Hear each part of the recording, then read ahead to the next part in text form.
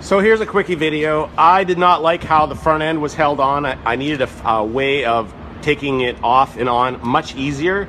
So what I did was I welded these things onto here, and I took aluminum tube. So this is an aluminum tube, and I drilled a hole in one side that is the exact size of one of these locking pins. You see how these locking pins work?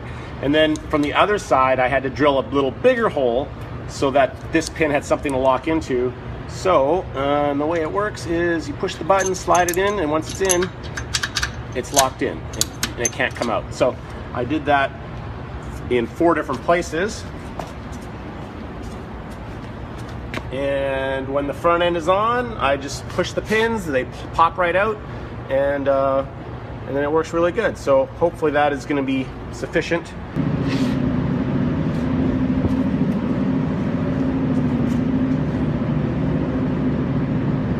For for holding the front end on. There's also some bolts up over in this area that hold it on, so that's not all that holds it on. But and while I'm here, here's my new hoses. I have rooted hoses, all new silicone hoses. I made this a little bit better because before it had like T-fittings and stuff, and I realized, wait a minute, these 2 hoses are for the heater core in the car. I don't have a heater core, so I can run those through the oil cooler. So that's the oil cooler there, and then this hose here, this is rooted very similar to the way it was, but without a T-fitting off of it. That goes into my new surge tank.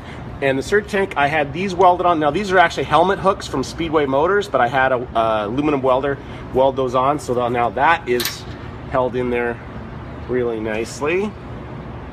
And down there on that side, I added a mechanical water temperature gauge or sensor, and I had to get that welded up by the aluminum welder too. And there is my water temperature gauge, my manual gauge, and there's my oil. So those are the changes I've been up to, and I still do not have a vehicle sensor.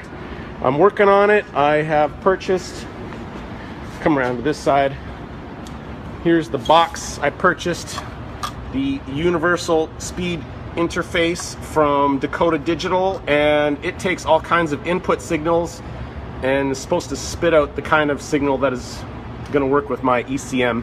But so far, nothing. It has not worked. So I'm still chasing that gremlin, but that's where I'm at right now. All right, so that's to keep you updated on what's going on with the car.